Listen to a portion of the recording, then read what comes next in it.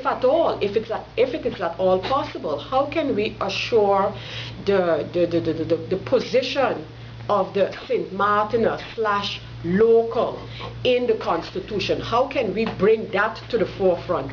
We have been speaking about things like, is this electoral system that we have today, is that one that we would like into the going into the future? What about another type of electoral systems? These are questions that people have asked, that the Island Council has started the debate on, and that these debates need to be finalized with the input of the people. We have looked at issues as well, as I said before, the fundamental human rights, how exactly we want to describe them in our Constitution.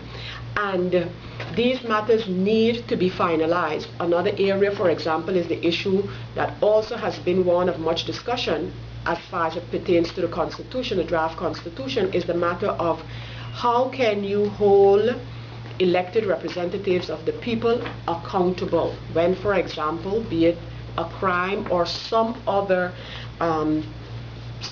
type of infringement has been committed by elected representatives. These discussions were not finalized, and they must be. Again, I want to repeat, this law being pushed by Duncan, and if we compare that with the law regarding the transfer of responsibility from the central government to the local government, in which it is stated that these transfers will only take place when it has been determined that the island territory is able to deal with the policy, the regulations, as well as the execution.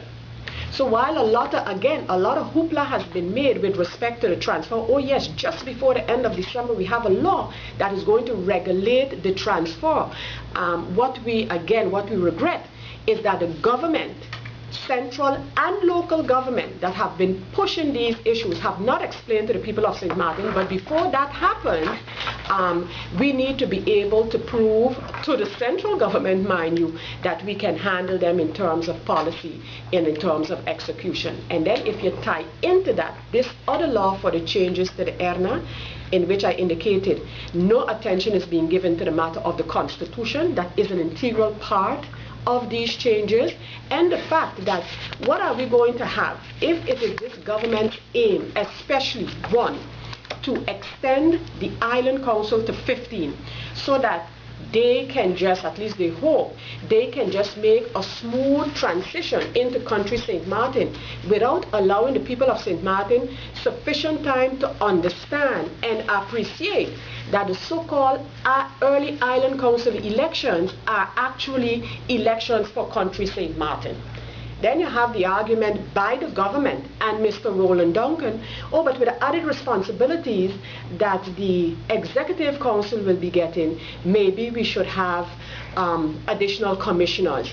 But additional responsibilities are not coming unless the central government is convinced that the island government can handle them. So rather than have a sort of a shadow commissioner, so-called, doing things that they would still need to do in close consultation and collaboration with the central government, then put technocrats, more technocrats, to do the necessary preparations to make sure that we can carry the responsibilities that we will be getting from the central government. And then this law, again, just in between the lines, you will read that the law introduces the matter of a dualistic system of government. That's a fact. That's what it does.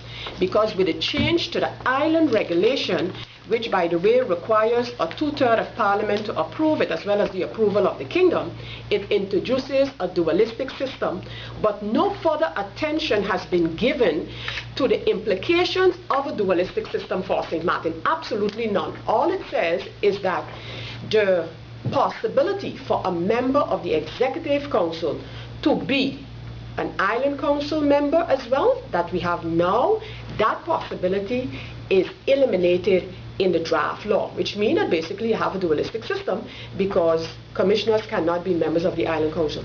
There is nothing wrong with that system. It is a system that we as a faction, in terms of going to country St. Martin, have been propagating all along. However, it cannot be that the way that this law is being proposed, you'll have the dualistic system, but the other implications